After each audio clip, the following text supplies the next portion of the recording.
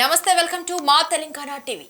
ఇక డీటెయిల్ చూస్తే రాష్ట్ర అటవీ శాఖ అభివృద్ధి సంస్థ మాజీ చైర్మన్ వంటేరు ప్రతాప్ రెడ్డి సన్నవడ్లు దొడ్డువడ్లు అనే తేడా లేకుండా ప్రతి ఒక్క రైతుకు కాంగ్రెస్ ప్రభుత్వం 500 రూపాయల బోనస్ ను వెంటనే ప్రకటించాలని రాష్ట్ర అటవీ శాఖ అభివృద్ధి సంస్థ మాజీ చైర్మన్ వంటేరు ప్రతాప్ రెడ్డి అన్నారు. మెదక్ జిల్లా మనోహరాబాద్ మండలం దండుపల్లి వద్ద రైతులతో కలిసి నిరసన కార్యక్రమాన్ని నిర్వహించారు. ఈ కార్యక్రమంలో ఎంపీపీ పురం నవనీత, రవి ముదిరాజ్, ఎంపీటీసీ లతా వెంకటేష్ గౌడ్, మాజీ ఉప సర్పంచ్లు పంచమి రేణుకుమార్, వెంకటాయపల్లి రమేష్, నూకల వెంకటేష్ యాదవ్, పంచ భిక్షపతి, ఇస్లాంపూర్ రమేష్, ఉదయ్ రంజన్ గౌడ్, ఆయా గ్రామాల బీఆర్ఎస్ నాయకులు కార్యకర్తలు పాల్గొన్నారు. 5 మాసాల కాలంలో రోడ్ల మీదకి వచ్చి రైతులు ధర్నాలు చేయాల్సినటువంటి పరిస్థితి ఏర్పడేదంటే ప్రభుత్వం యొక్క అసమర్థత చెప్పకనే కుట్టొచ్చినట్టు అనిపిస్తుంది. వాస్తవంగా చెప్పాలంటే కరెంటు లేక రైతులు పొలాల దగ్గర పడుకున్నారు ఈ 5 నెలల్లో. అట్లా ఇట్లా కష్టపడి వడ్లు కటింగ్ చేసుకొని రోడ్ల మీద వేసి రోడ్ల మీద పడుకోవాల్సిన పరిస్థితి. కరెంటు లేక బాయిల దగ్గర పడుకున్నాం నైట్లా. ఇప్పుడు రోడ్ల మీద కుప్పలు వేసి రోడ్ల మీద పడుకుంటున్నాం.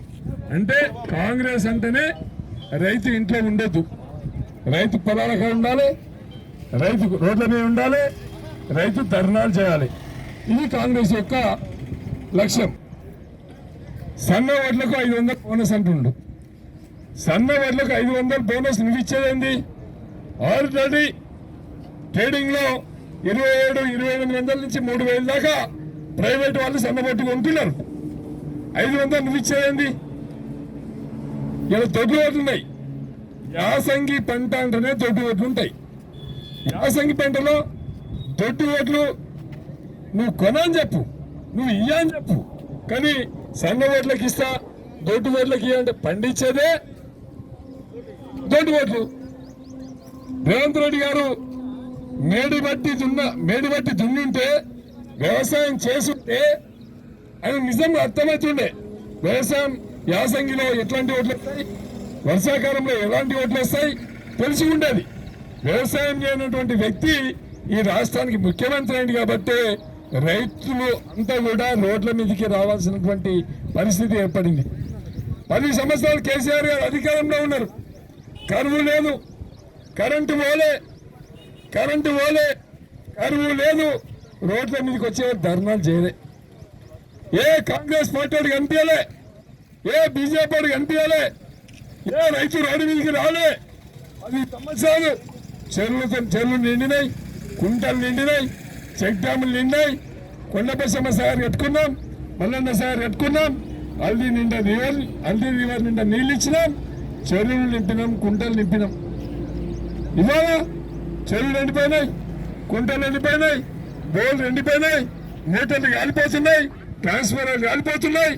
ఇలా రైతు అగమ్య గోచరమైనటువంటి పరిస్థితుల్లో ఉన్నాడు. రైతు కోసం మాట్లాడాడు, రాజకీయాలు మాట్లాడతాడు.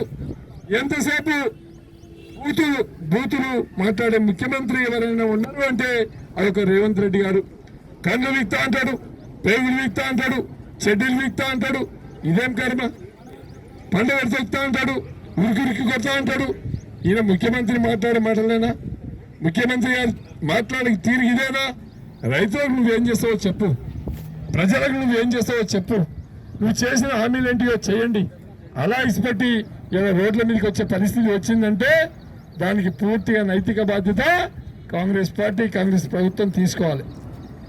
కాబట్టి ఇలా మేమందరం కూడా పెద్ద ఎత్తున ఎలక్షన్ కోడ్ ఉందని చెప్పి ఊరుకుంటున్నాం. కొద్ది రోజులలో వేలాది మందితోని నేషనల్ హైవే 47 మీద 44 మీద వేల మందితోని ఒడ్లు కనుక ఉండకపోతే ఎలక్షన్ కోడ్ కాగానే వంట వార్పు కార్యక్రమం ఏర్పాటు చేసి రోడ్డు మీదకి వెళ్ళి వేసే పరిస్థితి ఉండదు. కేసులు పెడితేనా పెట్టుకోండి.